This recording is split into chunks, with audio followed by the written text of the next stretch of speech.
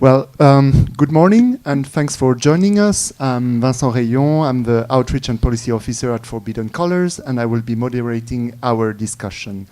Today, the three organizations that have been leading the advocacy efforts against the Hungarian anti-LGBTIQ+ propaganda law, Forbidden Colors, Reclaim, and Háttér Society, will give you an overview of the case and its current state. Act 79 of 2021 on taking more severe action against pedophile offenders and amending certain acts for the protection of children was adopted by the Hungarian Parliament on 15 June 2021. Last-minute amendments introduced anti-LGBTIQ+ provisions, which turned this law into the Hungarian version of the anti-LGBT propaganda law adopted in Russia in 2013.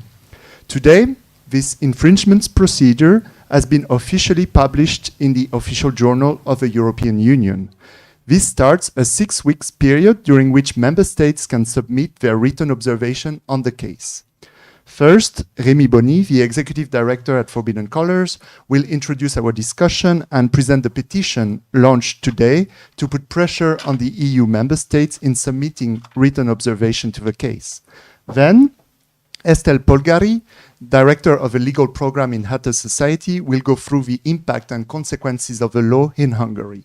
Finally, Esther Martinez, Executive Director of Reclaim, will present an overview of the reactions and responses from the EU institutions to the case. After these presentations, you will have the opportunity to ask questions. For those following us online, you can ask your question through the chat and I will be transmitting them. Now, Rémi, the floor is yours. Thank you, Vincent. First, very quickly, what we do with Forbidden Colors. Thank you, first of all, for being here. Forbidden Colors is a Brussels-based LGBTIQ+ organization working on supporting LGBTIQ+ organizations all over Europe. We are a fund with the King Baudouin Foundation who funds projects all around Europe, and we specifically focus on the intersection between LGBTIQ+ equality and democratic security. So we have been helping a lot of LGBTIQ+ groups in countries where the LGBTIQ+ community has been scapegoated over the last years. So that's of course particularly on in the case of Hungary and Poland. We've been working in Georgia, in Ukraine, in Russia, and so on. Today is an important day for democracy in Europe. Today is a day where we are finally starting to stop the censorship of LGBTIQ+ communities everywhere in the European Union. Viktor Orban has chosen to instrumentalize and scapegoat the LGBTIQ+ communities of Hungary and his fight against democracy and the European Union. And today, we, all of Europe, have the opportunity to say enough to the Hungarian government. Today, on the day of the start of the lawsuit against Hungary's anti-LGBTIQ+ propaganda law, we are launching an EU-wide campaign, where the petition we want to show that all of the European Union adheres to the common values of equality, human rights and democracy. But before going to this petition, let me briefly recall what this anti-LGBTIQ+ law was about. In June 2021, we revealed that the Hungarian government was working on its version of the Russian anti-LGBTIQ+ propaganda law. The law would prohibit any promotion or depiction of LGBTIQ+ communities in places where children could be. While I will leave the explanation of the details and the implementation of the law to my colleagues, for us, all alarm bells started to ring. The introduction of this law led to the total destruction of LGBTIQ+ communities in Russia. The very fact that this was also going to be introduced in a European Union member state made us very afraid. In Russia, LGBTIQ+ organizations had to stop their activities. Pride parades in Moscow and St. Petersburg were banned. The entire LGBTIQ+ movement was pushed underground. And it even went further. The LGBTIQ+ communities were labeled by the Russian regime as the biggest internal enemy. An environment of hate was created. Neo-Nazi groups lured LGBTIQ+ persons through dating apps to torture them and murder them. All of this went unpunished by the Russian authorities. The Russian anti-LGBTIQ+ propaganda law was the start of all of this barbarism. The fact that Hungary introduced a similar law was a wake-up call for everybody valuing human rights and democracy in the European Union. Before and after the European Council of July 2021, no lesser than 18 member states had condemned the introduction of the law in Hungary. Viktor Orban was isolated with his anti-LGBTIQ policies. Now, almost 20 months after, Viktor Orban's pro-Russia governance has isolated him even more in the European Union. He has been blocking the sanctioning of Russian anti-LGBTQ individuals and oligarchs, does not want to deliver nor facilitate weapon deliveries to Ukraine. He accuses Brussels over Moscow and the war with Ukraine. But with this case, we have an opportunity to show that this is not just Brussels versus Budapest, as Orban always says. We have to show that it is all of Europe in defense of human rights and democracy in the European Union. And that we have to defend all Europeans from all of this, including the Hungarians. With Reclaim and Háttér Society, Forbidden Colours has been traveling from member state capital to member state capital to discuss and demand governments to provide what they call written observations, and therefore support the Commission's lawsuits. We can already say that at least 10 member states are likely to join the proceedings. Therefore, we can already say that this is likely to become the biggest, the largest human rights case in the history of the European Court of Justice. That's why Háttér, Reclaim, Budapest Pride and Forbidden Colours are joining forces and launching a petition today to push the member states even further. The signatories sign a letter that will send to their respective foreign ministers and all other government officials a demand to join these written observations. The petition can be found on forbiddencolors.com/petition, by the way. With this becoming the largest human rights case at the European Court of Justice, we are showing the world that Russia-style anti-discriminatory legislation is no longer welcome in the European Union. The European Union must be restored as a union of equality. Without basic human rights and democratic values, we cannot really speak of a union. However, we still have some remarks on the contents and argumentation by the European Commission, so that's where I will give the floor to my colleagues. Both of them are called Esther, so that's easy for you.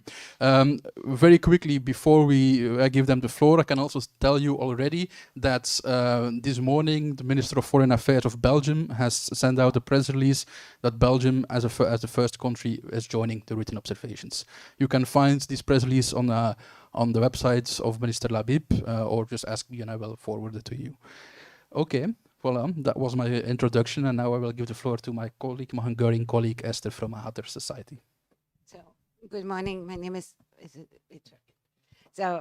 Esther Polgári. I represent Háttér Society. Háttér is the biggest LGBTQI organization in Hungary.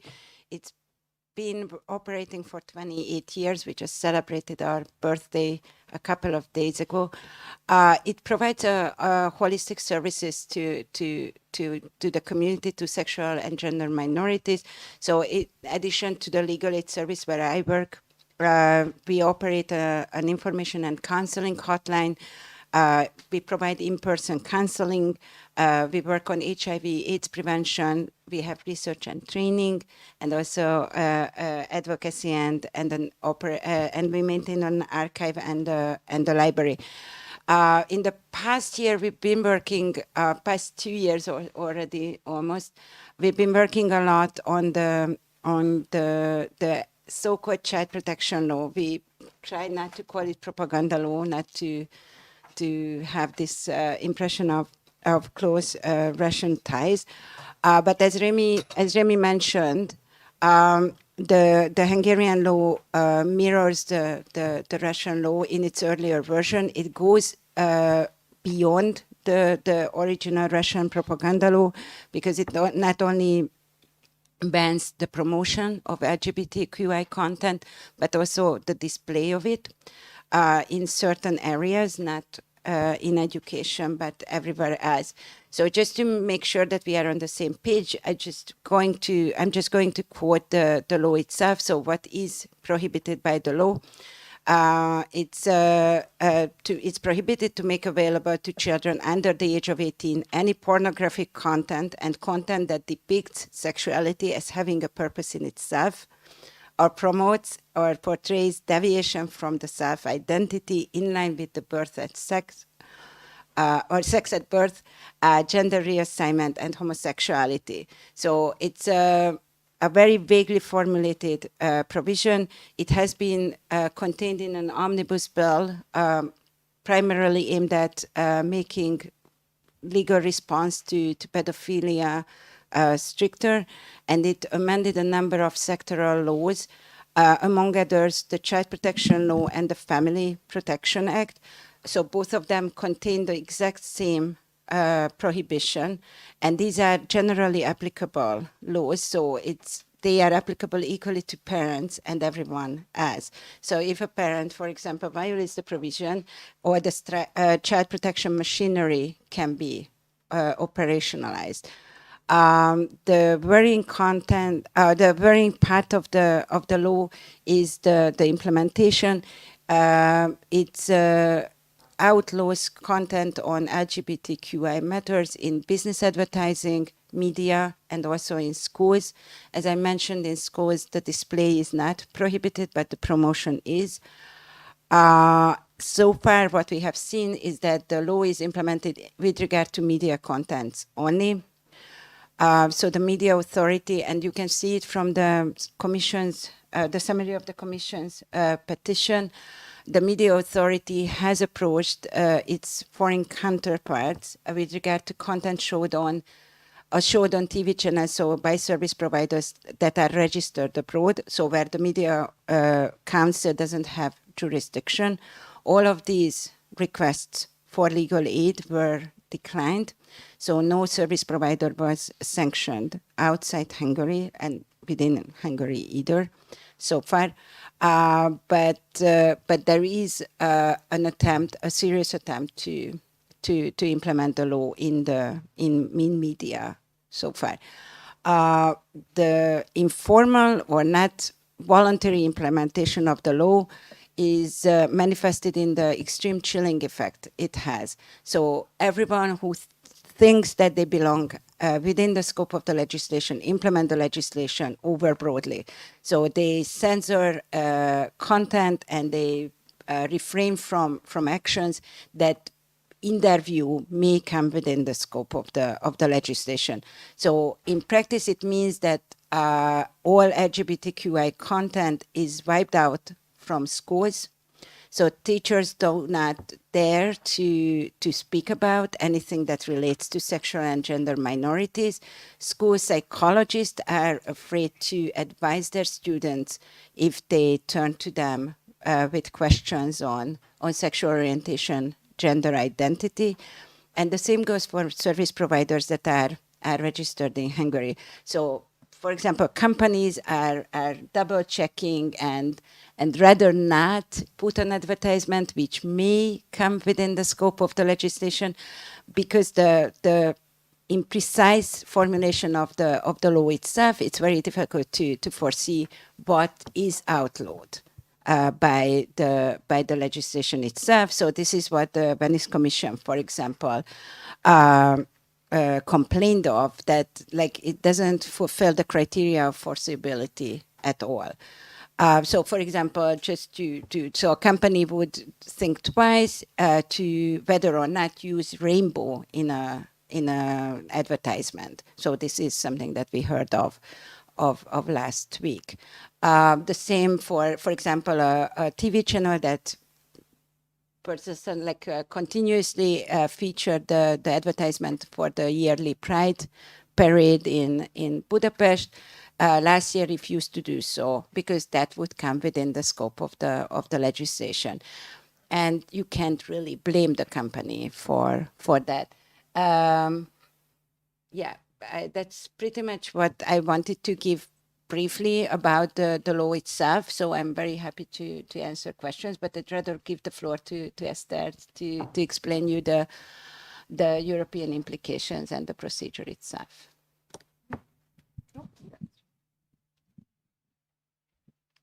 Is it okay? Yeah. No, I don't. Yeah. So I would like to give you like a little bit of an overview about how this case came about and what are the different timelines. So the law was passed in June 2021. As my colleague Remy, the response of the international community was very strong, with 18 member states asking the European Commission to refer the case to the European Court of Justice. That was unprecedented. That's not how normal member state behavior on these issues goes. So the European Commission opened an infringement procedure. An infringement procedure is a two-step process of dialogue with the concerned member state, in which the European Commission tried to convince the member state to repeal or amend the laws in ways that comply with EU law. So the process started in July 2021. By July 2022, it was obvious for the European Commission that Hungary was unwilling to repeal the law or amend it. And at that moment, the European Commission decides to refer the case to the Court of Justice. This eventually happened in December this year. And what we are seeing now, it's the publication of the notice in the official journal. Why this is important? It is because it marks the moment for member states to decide whether they want themselves to intervene in the case alongside the European Commission. That was what has happened today. So the European Commission is claiming that the law violated EU law in a variety of ways, including primary and secondary law. So for the first time, we are seeing a direct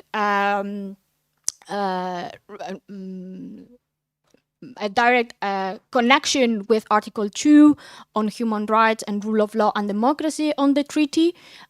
This is something as a human rights defender, we are very excited about it because that might mark a change in the way the European Commission is looking at human rights issues within the European Union, at how the court will also look at these issues. And in addition to that, the European Commission is arguing that the law violated a number of secondary legislation. That means directives on media services and consumer protection and e-commerce. All those pleadings are now in the notice of application that we will send to you, so you can directly look at that. And if you have like specific questions in the afternoon, we will be able to tell you more because, yeah, we just saw it, really. In addition to what the European Commission has been claiming that violates EU law, Reclaim has also done work in relation as to how this law is violating the rights of children. This is not something that the European Union has been looking at. It seems we find it incredibly important to reflect on this because ultimately it's LGBTIQ children that are going to be suffering the implications of this law because they are being deprived of the representation that they need to grow happy and healthy in an environment that don't put them under the risk of discrimination and harassment. So hopefully member states will come up with some of this argumentation. I will be happy to take questions in relation to the law itself. Now, there are good and bad things that we are seeing in this process. On the bad things, we think that the European Commission took too long to bring this case. So now we are at 18 months, 1 year and a half since the law was adopted. So our message to the European Commission is that in this type of situations, we cannot wait 18 months. The diplomatic dialogue process with a member state can be closed in over 4 months. We think that should have been the case in this case when it became so obvious that the Hungarian authorities were unwilling to comply. Linked to that, there is another part where we are seeing some shortcoming on the part of the European Commission. from the notice that was published today, it seems as if the European Commission has not asked for interim measures, meaning the suspension of the law for the duration of the legal proceeding. We hope that this will be solved and that the European Commission will file those interim measures, this request for interim measures, because as I was mentioning before, we are already at 18 months. The case can take up until 24 months to be resolved, and in the life of a child, 3-4 years is a lifetime. So we find this to be incredibly important for the European Commission to look at. Other than that, I think one interesting feature of this case and in the response of the European Commission to this case has been the activation of conditionality rules, not under the conditionality regulation, and I can take the technical questions later, but the European Commission has also frozen funding to Hungary over the implementation of this law. So we find this decision to be very important and appropriate, and we hope that that will also put pressure on Hungary to repeal this law as soon as possible. And we would like to see that type of decision being replicated in other countries that are discriminating or against the LGBTQ community, either through policies or laws. Maybe one small parenthesis I wanted to make is why Reclaim, an organization that it is not an LGBTQ organization, is being so interested in this type of legislation. The reason is twofold. As Remy was saying, we are seeing LGBTQ people as the canary in the gold mine. So we believe that as part of the Commission's efforts to push member states in compliance with rule of law, this should be an issue to be prioritized. But the second thing is that we are seeing a risk of this type of laws replicating elsewhere. So we find it very, very important that the court, the European Court of Justice, rule on those issues. As of today, a similar law is in the floor of the Romanian Parliament.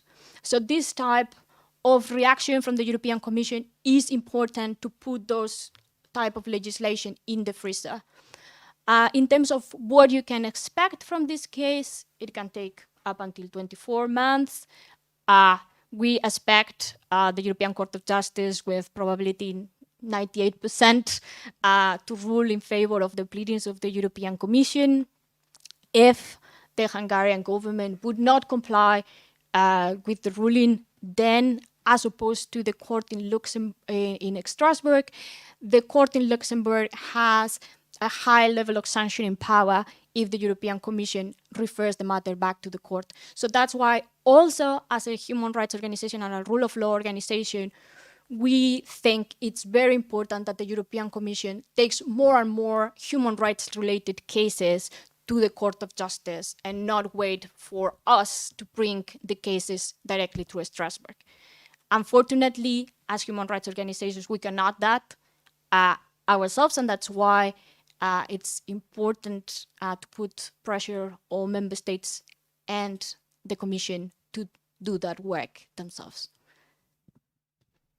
Thank you very much, Esther. The presentation are finished, so now I will open the floor for question. When you ask a question, there is a microphone somewhere, I think. When you ask a question, please mention your name and your organization. I remind also the viewers online that they can try to ask questions on the chat, and I will try to transfer them. So, yeah, I see a question here. Thank you, Oliver Grimm with the Austrian newspaper Die Presse. It's a bit more of a political question. Why, in your view, did the Commission drag its feet for so long? I even found a tweet of the Commission President where she's supposedly a big fan of Christopher Street Day, and she says Pride is not a day or a month; it's a Herzstück. It's part of our sort of the core of our identity and so forth. Do you think? Is it simply because they think we first want to talk with a member state because it's simply how they think about legal problems? We talk, and through talking we solve problems? Or do you think there were certain resistances within the Commission college? Are there maybe commissioners who are basically maybe secretly sympathetic to the Hungarian law? Thank you. Okay. And sorry, a second question. Which are the member states who have not so far supported any of these démarches you list in your list? I mean, I didn't do the subtractions, but maybe if you had the list of them. Yeah. Thank you.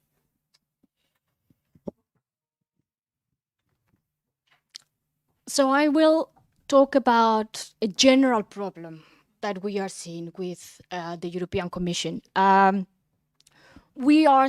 This Commission, but also the previous European Commission has been reluctant to bring infringement procedures against member states, generally speaking. So we have seen a 67% drop in the number of cases being brought against member states.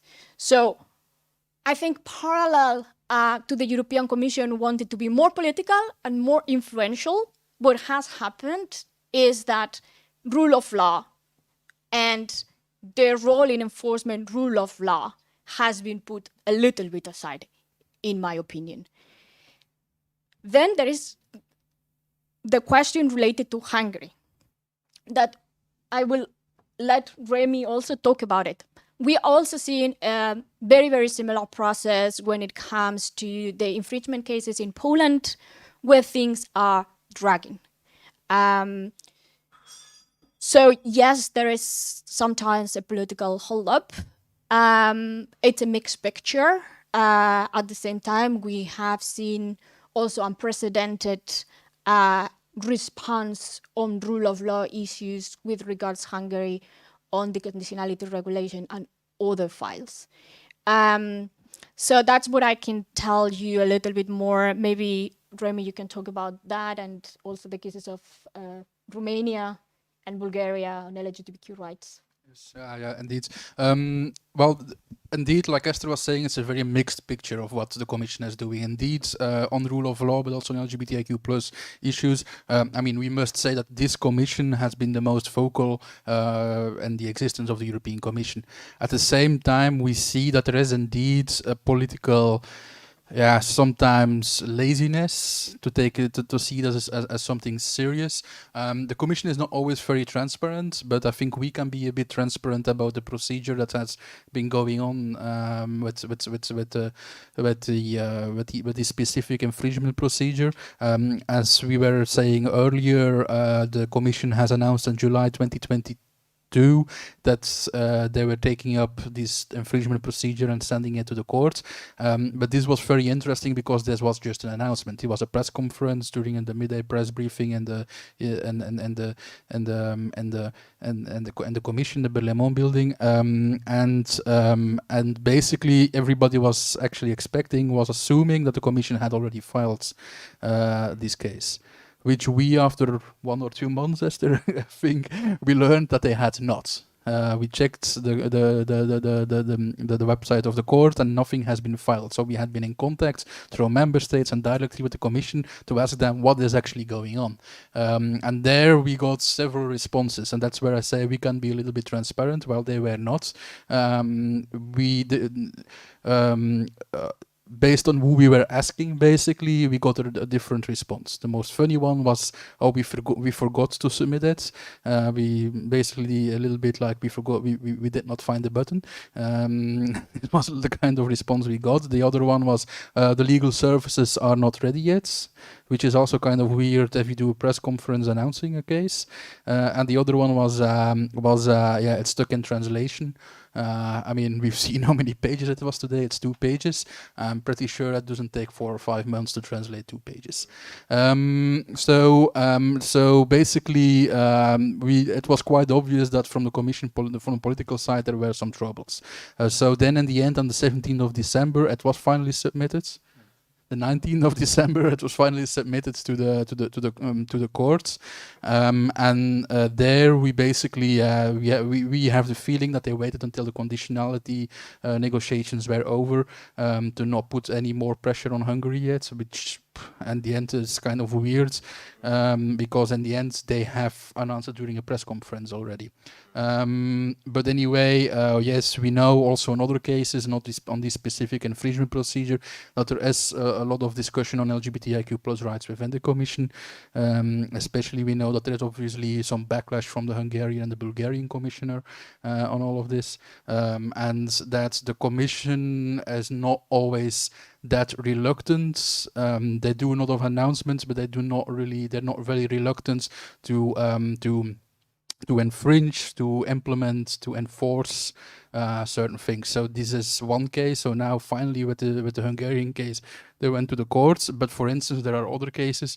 A good example is the Roman case. It's actually a case on same-sex partners who married here in Belgium, a Romanian-American couple who went to the European Court of Justice because the American husband could not ask for citizenship or residence in Romania. So based on the freedom of movement of people, they could basically not. Romania was infringing on that. So there was a court case by this Roman guy against Romania on this, and the courts ruled in 2018, if I remember right, already that Romania had to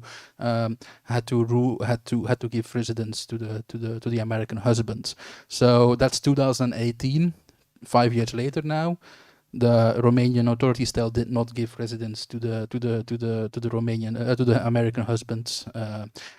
So that's, for instance, also a case where we have been asking for 5 years to start infringements by the European Commission against Romania, where they are unwilling to do so. So you see, especially in the cases that are not as mediatized, and the cases where there is less pressure by member states, that the Commission is dragging their feet a little bit at the moment.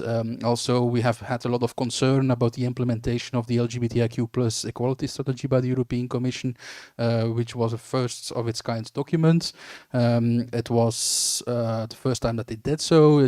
We had some questions about the ambition of the Commission expressed in that, but however, it was the first time they did so. But the implementation phase of this document has been but 2 more years to go. We're pretty sure that's the majority of what they have promised the Commission in that document. They will not get it.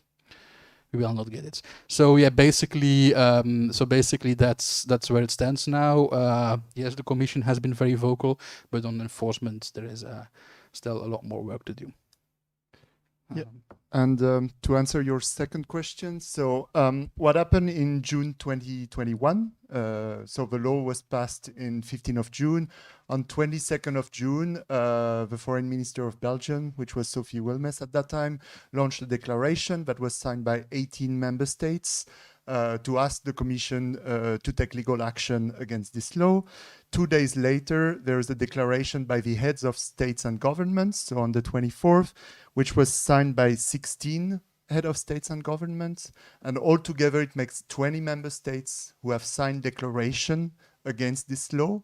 The 6 on top of Hungary that have not signed are Poland, Czech Republic, Romania, Bulgaria, Slovakia, and Slovenia.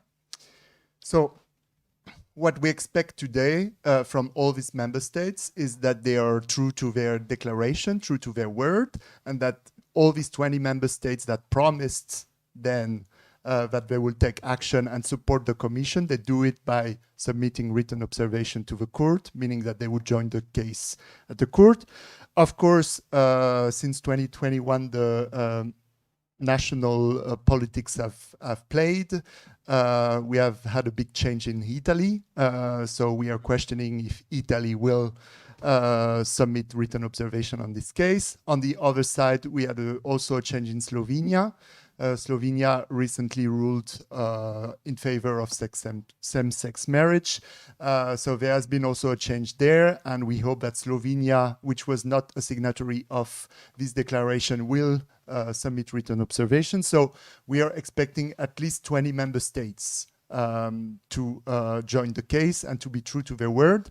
Otherwise, of course, we will communicate about it, because that's what we also did a few months ago when we were pushing the Commission to file the case to the court, saying like, it's nice to have declaration, but what we want is acts, because otherwise that is called pink washing. So we will call these member states for pink washing if we have to. So it's not only enough to declare that you're supporting for LGBTIQ plus rights, you need to act. And this case today is the main case to act. So we call these 20 member states and the 6 others to join and show that they are in favor of equality, inclusion, rule of law, democracy, all of our EU values that have been attacked by this law.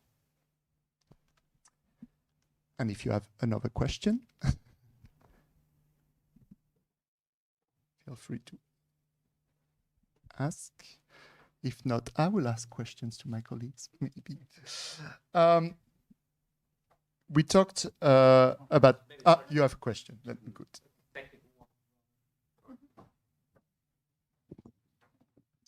Sorry, and you're only asking for written observations, so it's not so like an amicus brief, so they don't have to send a government representative to Luxembourg and sort of plead there, but it's rather a written deposition only to support the case, right?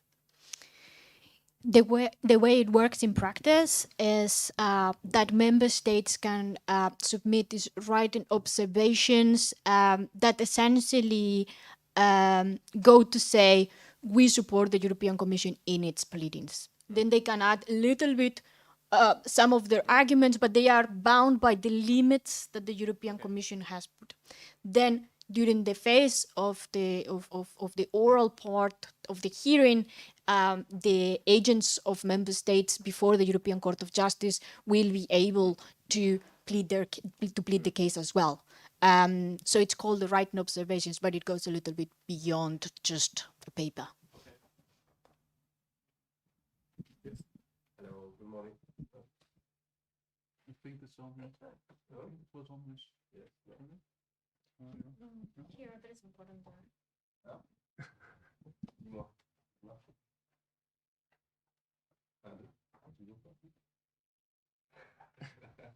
It's 13.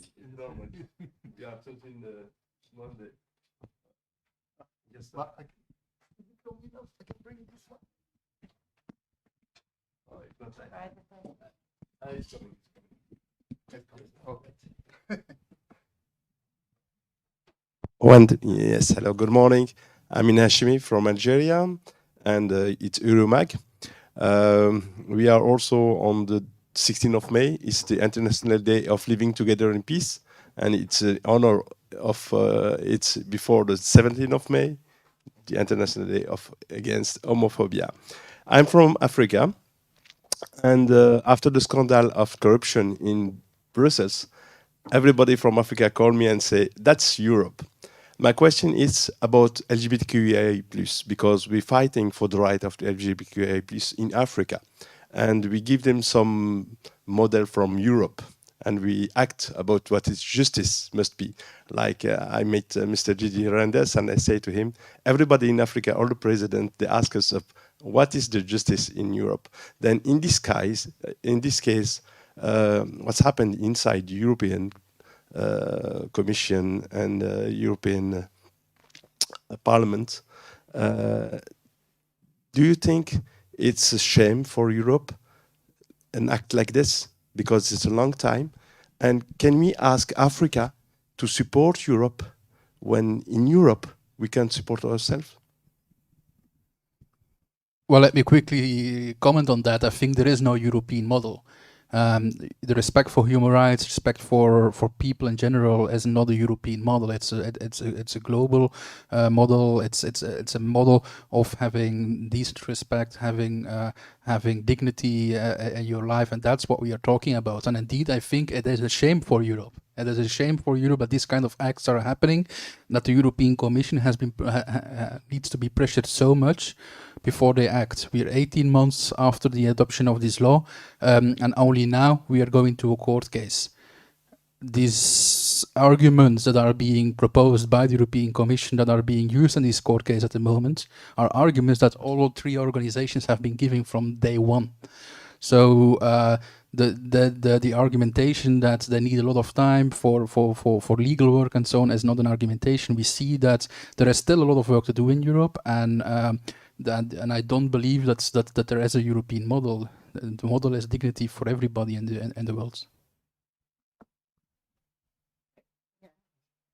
I can respond because I'm from the country where it actually happened.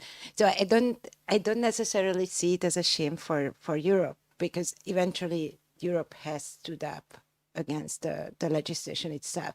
So while we are very critical of the pace of the infringement procedure, so that it took the Commission to almost like a year and a half or 18 months to get here, at the same time, there is sort of a check on the Hungarian government, how far they can go. And it is a shame that a piece of legislation of the kind can be passed in the 21st century in a European country.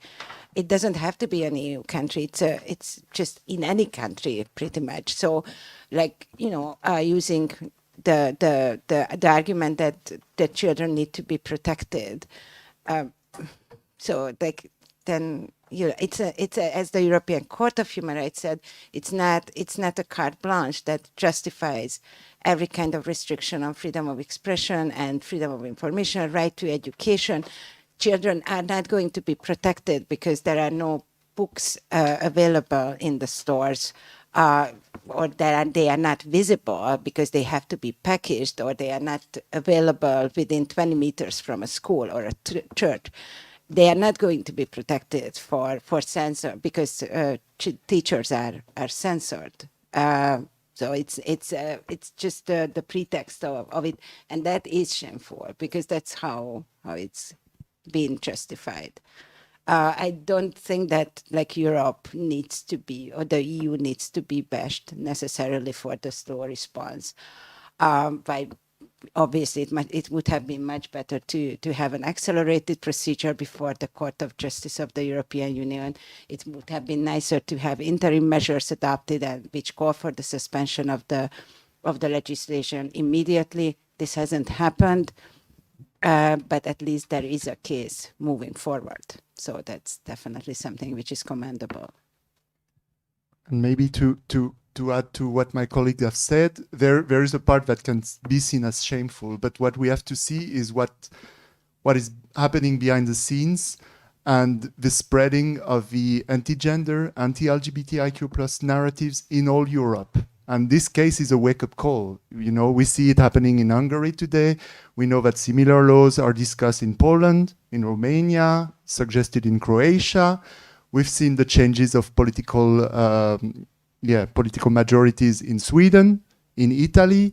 We know that, a lot of far-right movements are using the same rhetorics in all Western European countries. So it is an important case for that also. It needs to be a wake-up call for all EU countries.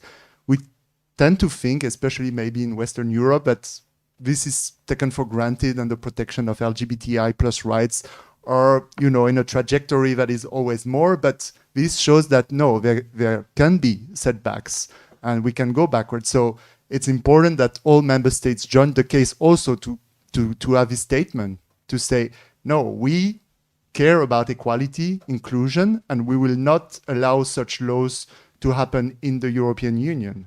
And it's not only to protect the people in Hungary, what is happening today. It's to protect all LGBTIQ plus people in Europe, because once the court will rule, and we hope and we have good reason to believe that it will rule in favor of what we say and repeal the law partially or totally, this will protect all LGBTIQ plus people in Europe from similar law adopted by their own government next year, in 10 years, or in 20 years.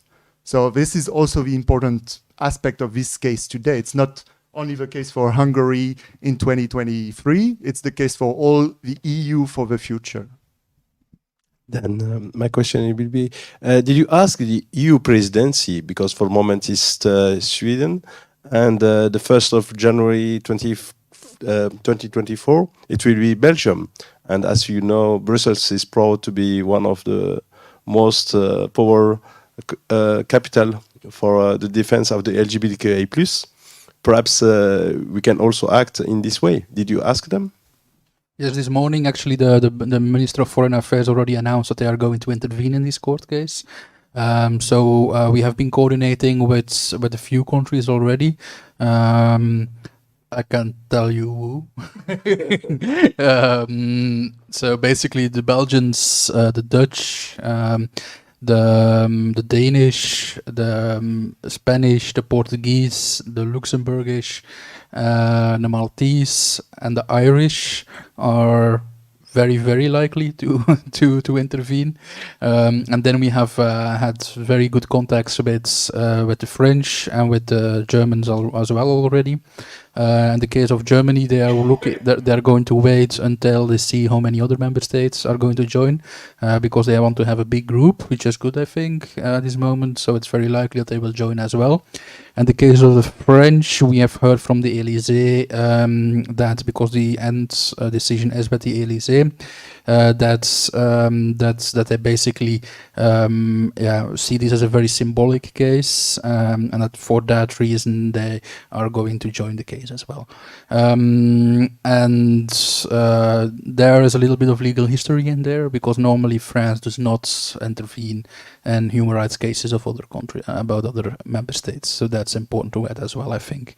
Did that somehow answer the question, or? No, I can complete. So for the presidency next year, Belgian presidency, I mean, at Forbidden Colors, we are working on this issue of creating a coalition of different partners from public sector, private sector, NGOs, to fight the anti-LGBTI+ movement and the anti-gender movement in Europe. So we see, as I was saying, this increase of these narratives from the anti-gender movement, and we are trying to build this big conference in Brussels to try to create this coalition and to bring it next year with Belgian authorities on a higher level in Brussels. So we are hoping that we can move forward, and at the occasion of the presidency, to have a big conference here in Brussels on the protection of LGBTI+ rights and democracy, which is what Forbidden Colors is working on.